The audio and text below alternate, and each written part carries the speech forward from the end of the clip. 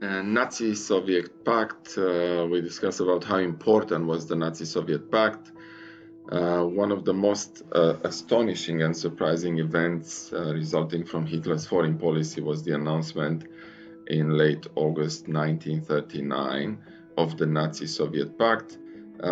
This was called also Ribbentrop Pact because of the people who actually signed this pact, the foreign ministers of Germany and respectively Soviet Union.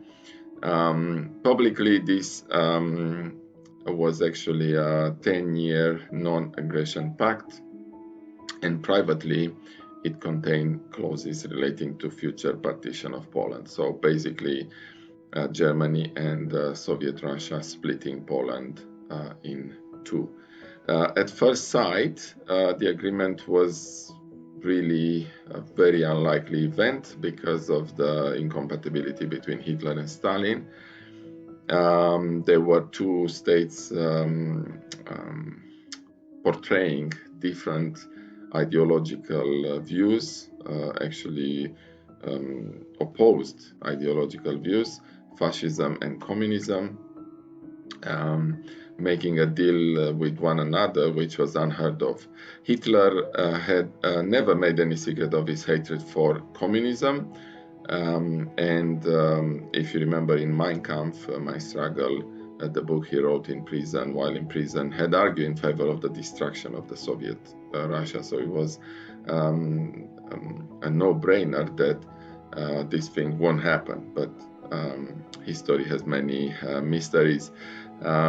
Stalin was well aware of German intentions and expected an invasion of his country at some point, so he was not stupid. He believed that this thing will come. Yet on another level, this pact made perfect sense because you unite in a war to defeat a common enemy or something like that. Remember what happened with the Soviet Union uniting with the other countries to defeat Hitler, and after that the Cold War, which was a clearly ideological war between West and East, between communism and capitalism. So Hitler wanted to ensure that, having defeated Poland, he was not attacked by Soviet Russia while he dealt with Britain and France. Stalin hoped that an Anglo-French-German war would last many years and wanted to buy time to strengthen his defenses and build up his military machinery, which was actually what happened. Stalin also feared a war on two fronts, given the current hostility of Japan towards the Soviet Union, and remember Anti-Comintern Pact and everything else. So it suited the short-term ambitions of both Germany and Soviet Russia to do a deal with one another. The immediate result, of course, was to seal the fate of Poland. Poland was lost. If Hitler invaded, as he now made immediate plans to do, there was absolutely nothing that Britain or France could do to assist their ally other than wage a general war against Germany, which was quite difficult. Hitler had no reason to suppose that Anglo-French opposition would be any more serious than it had been over Czechoslovakia, for example, because that was the last thing we've done. Also, Hitler's diplomatic hand had strengthened since the Munich Agreement, as Italy had become a formal ally in the Pact of Steel of May 1939. So for all the parts involved, Nazi-Soviet Pact made sense for short term. For the entire world, it didn't make any sense because it was a kind of double approach from a fascist point of view and from a communist point of view.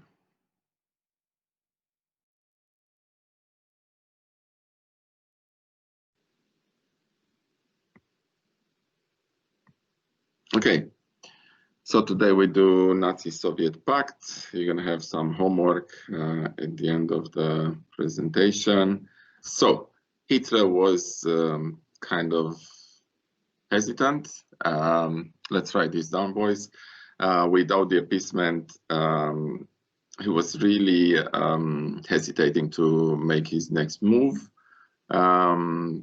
He was worried about, as I said in the video, having to fight a war on two fronts. He was worried exactly like Hitler, Stalin was worried, obviously. Hitler was worried that they couldn't cope with both fronts, and remember Schlieffen Plan also. And Britain and France started to talk with Russia about how they could work together against Germany.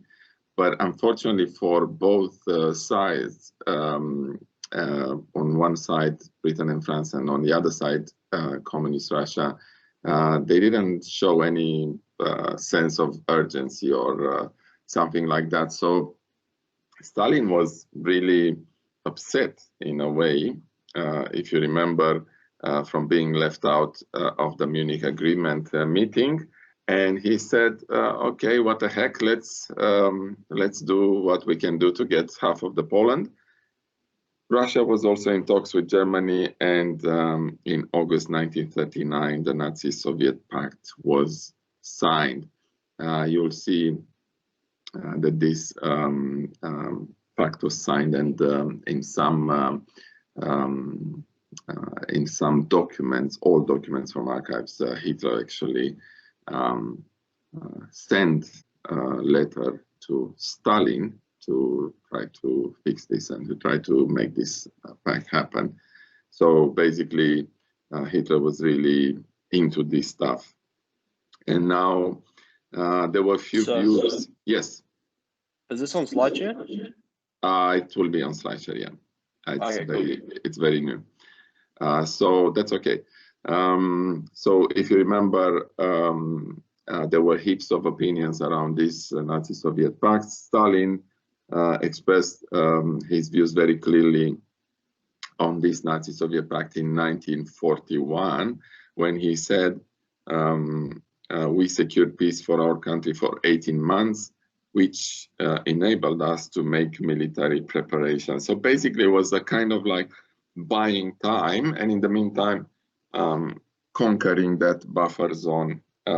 Actually, in a sense, they were coming closer to each other in starting a war. It's more like two boxers in a ring before starting the fight.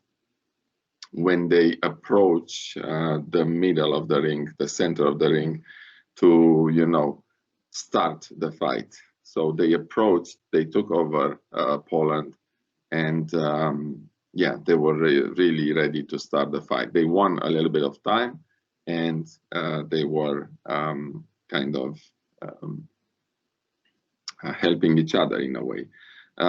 Hitler, so Stalin said that, but Hitler's remarks on hearing of the Nazi-Soviet pacts, Stalin has agreed, I have the world in my pocket. These were Hitler's words, which is fantastic, because that shows how important this pact was for starting the war, how important was this pact to give Hitler confidence, huge confidence in his future dealing with the war.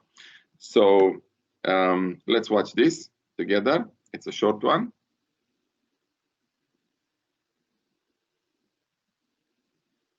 In August 1939, the foreign ministers of the Soviet Union and Nazi Germany sat down in Moscow and signed an infamous treaty of non-aggression.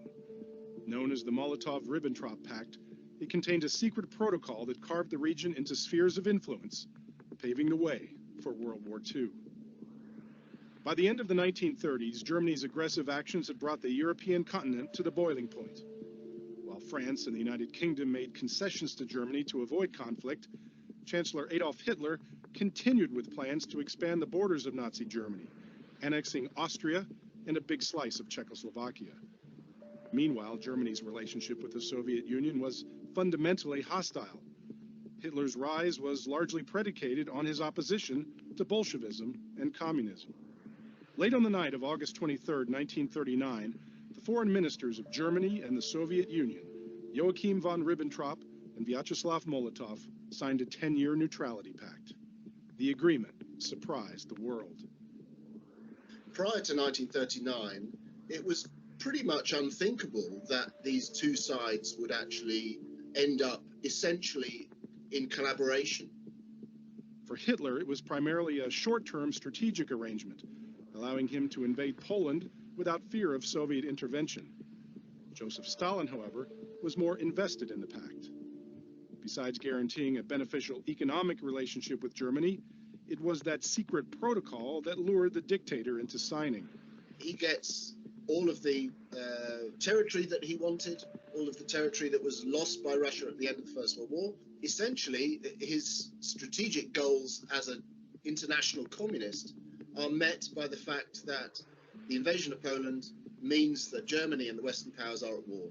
So for him, this is win-win. His two great enemies, the enemies of world communism, are at war with one another.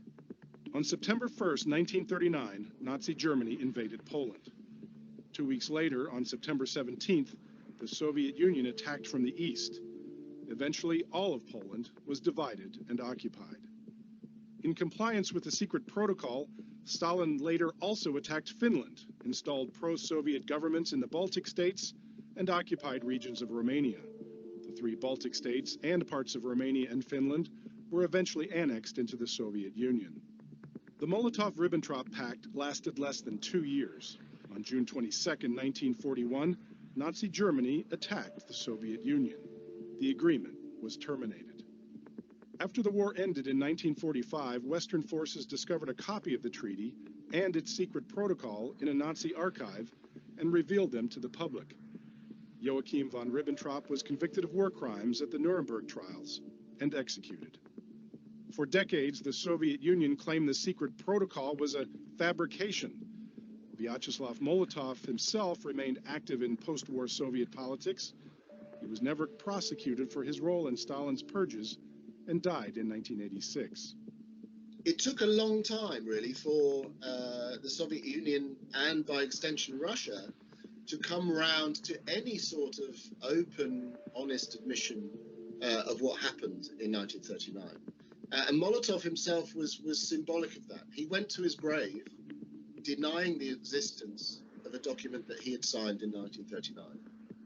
The Soviet Congress of People's Deputies denounced the agreement in 1989, and the Russian Foreign Ministry finally published the documents in 1992.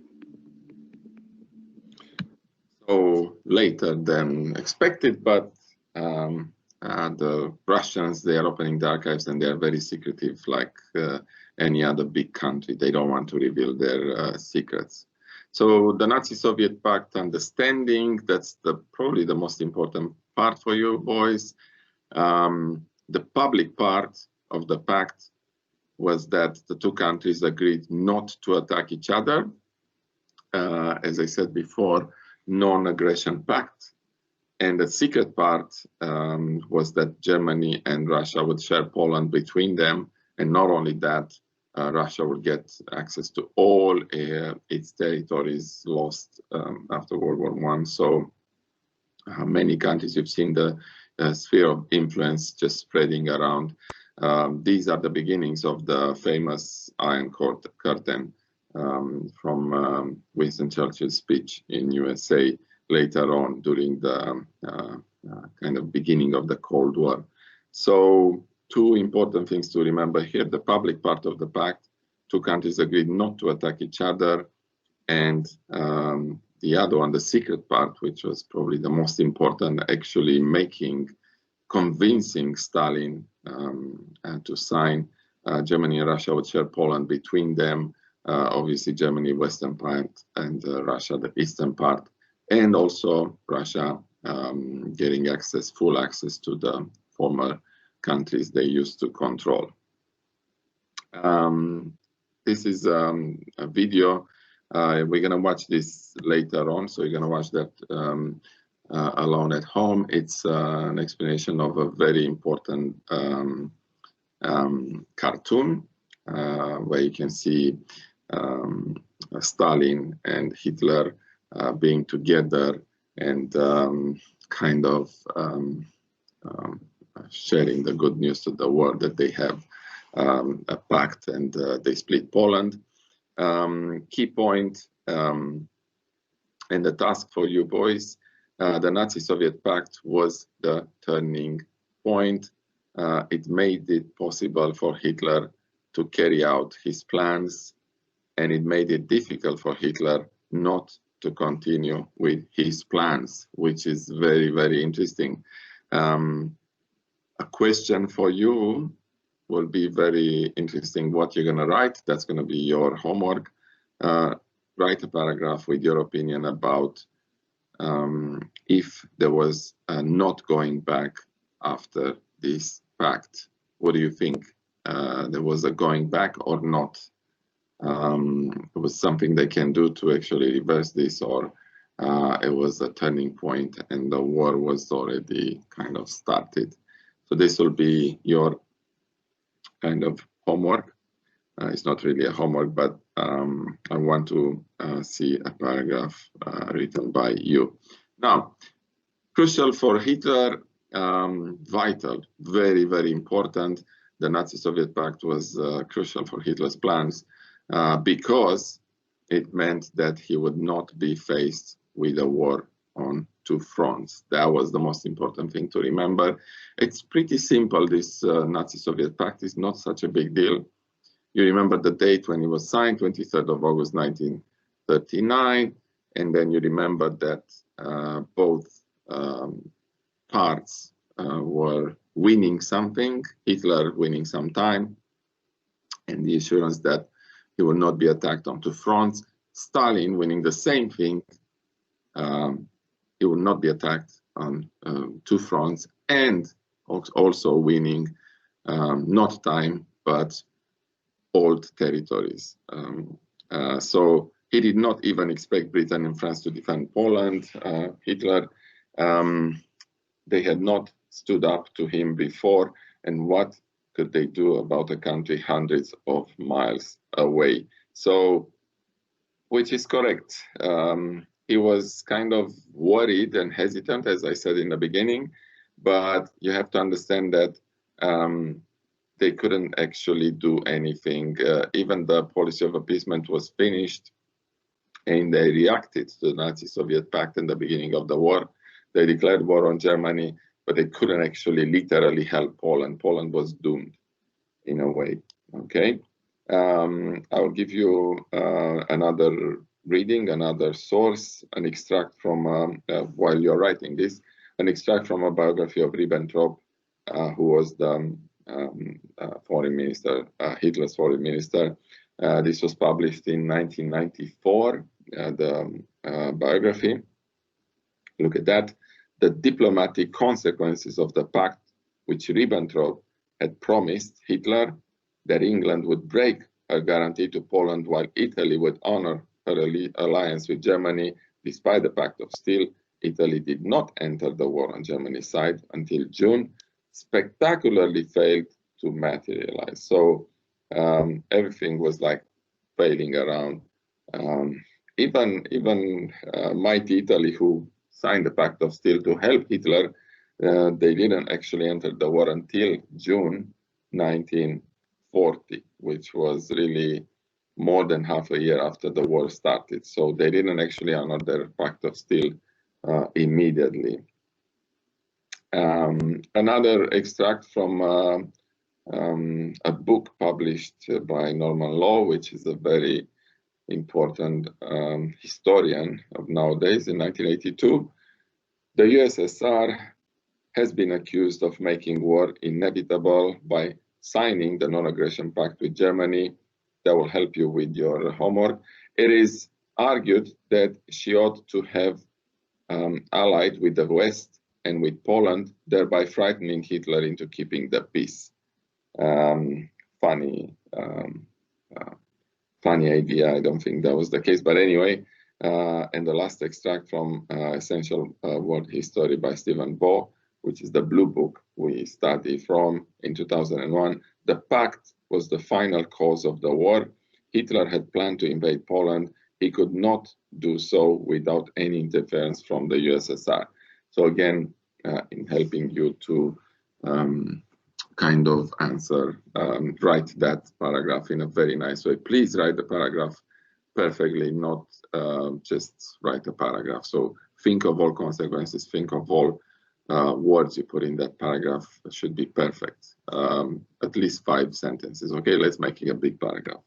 So key facts in here to kind of go towards the end. On 1st of September 1939, Germany invaded Poland. On 3rd of September, Britain and France declared war on Germany. On 15th of September, Russia invaded Poland from the east. It's a debatable date in here, 15 or 17. It's in that period of time. It's just a semantic because the troops were there, they are massed on the border, and some historians, they took that into consideration when the troops arrived and when the troops started to march. So 15 to 17, any date is good there. Poland was conquered within weeks. It was, if I remember correctly, around 4 weeks, and was divided up between Germany and Russia. So literally Poland was, the fate of Poland was kind of a doomed country immediately after this Nazi-Soviet pact, okay? So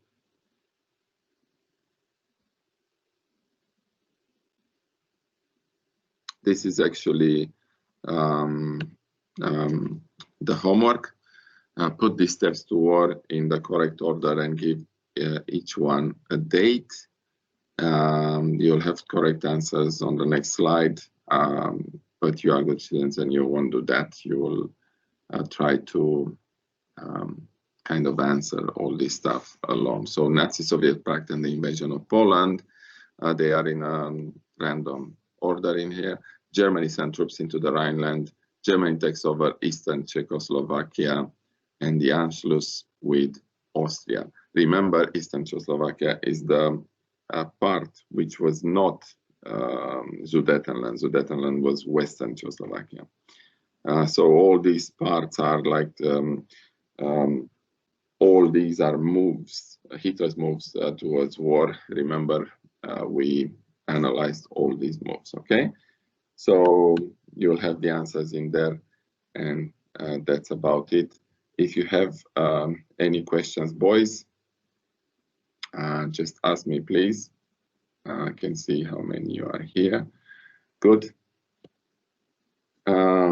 And remember, this Nazi-Soviet Pact was very, very important for the economy of the war, for the beginning of the war. I will kind of like ask you now, I want to ask you if you think that this was the most important step, or which one was the most important step in your opinion. So I'm gonna just check what you said in here. What was Hitler's sixth move? Hitler's sixth move was, just give me a second, I think it was Anschluss. Okay, so you're gonna have all these things in your OneNote. I'm gonna put them now here. Let's see, that's Cambridge Library. Oh, it's there already. It's there already. I'm just gonna, yeah, it's there. So you have all the things in there. So if this was the 7th move, Czechoslovakia was the 6th move. Okay, we kind of counted like this just because we wanted to have a little bit of, you know,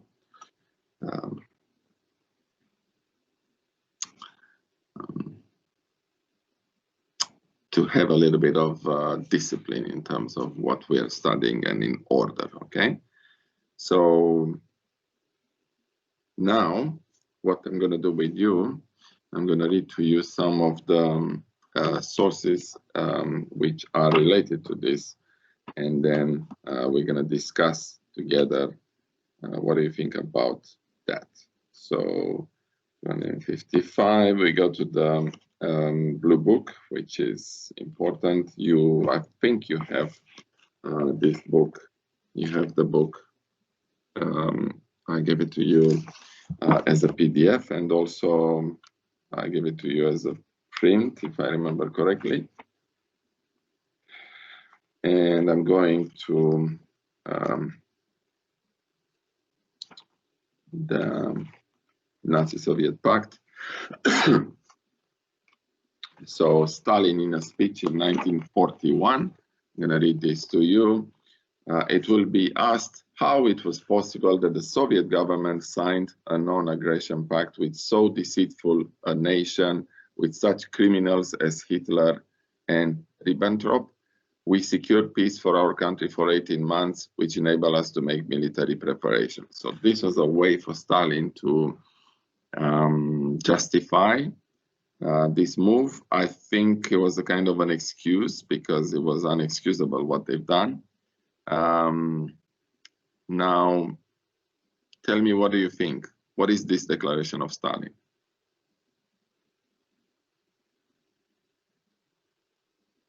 The terms of the Treaty of Versailles. Okay, the most important step. So Quinn said that the most important step, just 1 second, was the terms of the treaty. This is because he gave Hitler a path to power and also failed to deter. Yes, yes, but we discuss of the steps Hitler took after the war. So the Treaty of Versailles was one of the most important causes of the Second World War, because the Treaty of Versailles didn't settle properly what to do with Germany and punished Germany harshly. Yes, Queen is right. The terms of the treaty is not one of the steps. Yes, Zachary, you are right. It's not one of the steps, but the steps were actually in this period of time immediately around 37, 38. So it was like Hitler precipitating towards war. So it's nothing to do with the Treaty of Versailles. Treaty of Versailles was one of the main strong different causes of the Second World War. Depression was another cause, plunging the world in a depression, and the rise of extremists will be another one. So yes, Quinn is right, Zachary is right, both of you are right. Okay, you would say Ryland. Why would you say Ryland, Michael? Can you tell me? Why is Ryland?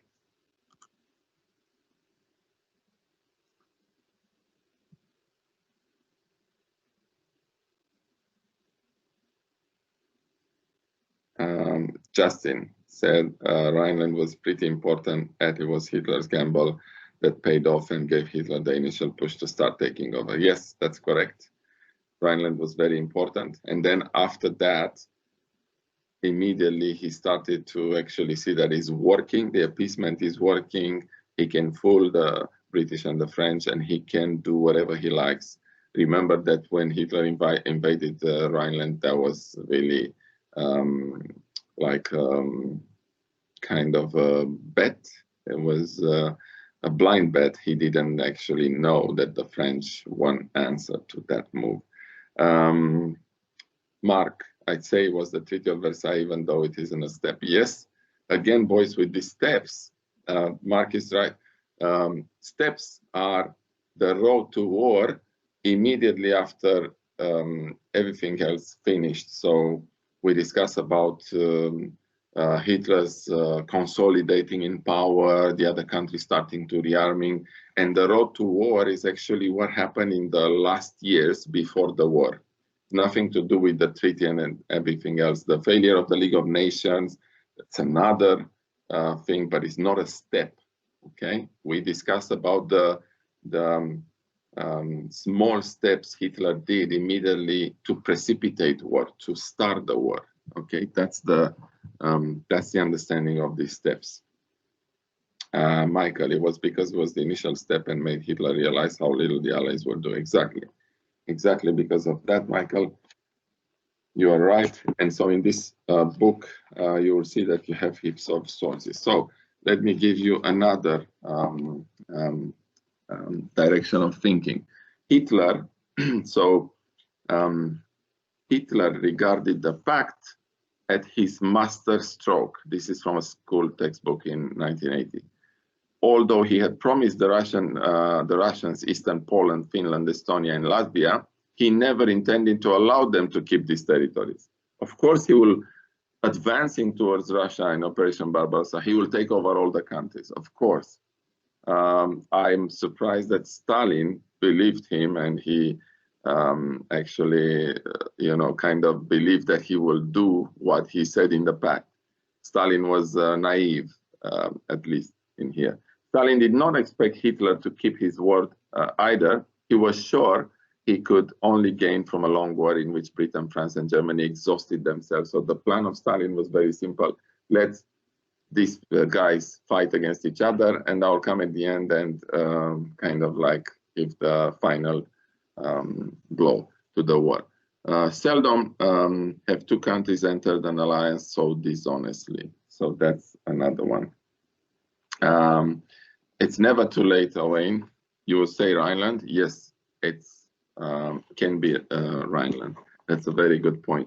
Another source, boys, and I will come up with another question for you. Another source is from a Soviet historian. Now, this is very cool because we don't have access to Soviet historians. We don't have access to their views. And their views are always regarded as kind of one-sided. But if Russian will look into the Cambridge views, okay, they will say, oh, yeah, British history, British crooked history, okay? So let's see what this guy, which is a famous Soviet historian, Kukushkin is his name. Kukushkin was writing in 1981. Why did Britain and France help Hitler to achieve his aims? By rejecting the idea of a united front proposed by the USSR, they played into the hands of Germany. They hoped to appease Hitler by giving him some Czech territory. They wanted to direct German aggression eastward against the USSR, and the disgraceful Munich deal achieved this. In 1939, the USSR stood alone in the face of the growing fascist threat. The USSR had to make a treaty of non-aggression with Germany.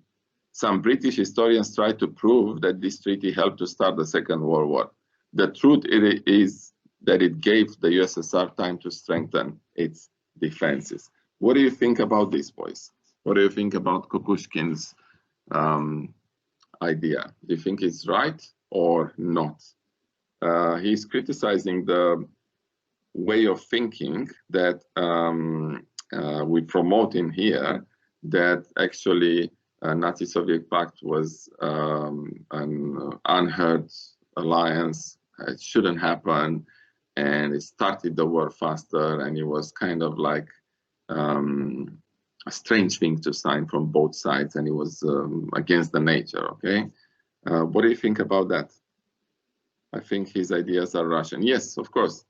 But as historians, we have to look into both sides. So I am very uncomfortable with only one side being preferred non-stop. So it's interesting how they look at this. Of course, it is in their own interest to look at that.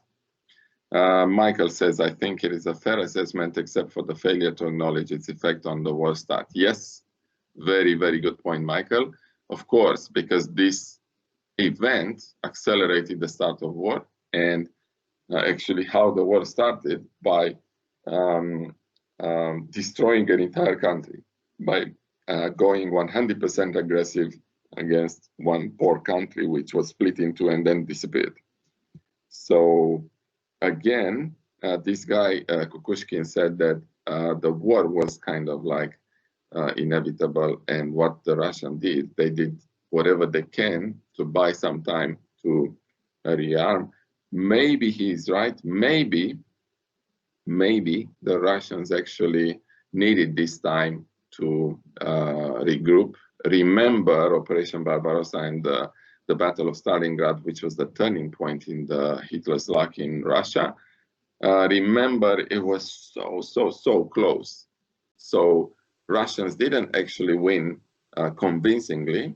They won by very, very small. It was 50.1% in terms of what they won. So maybe that 0.1% was coming from this delay and this kind of like signing of the treaty. Why were never declared on Russia? They also split Poland. That's such a good point, Michael. I don't know. I don't know. That's very, very good point. Why was war never declared on Russia? That's a good question to reflect on. The Russians were seen as a potential ally. Yes, probably because of that, despite all the things, the Russians were better than Hitler. But then you can question, why did these people appease Hitler for so long? And then suddenly they decided that Hitler is the worst person on planet and they have to go no matter what, even together with the communists to defeat Hitler. So a little bit of shaky ground in there.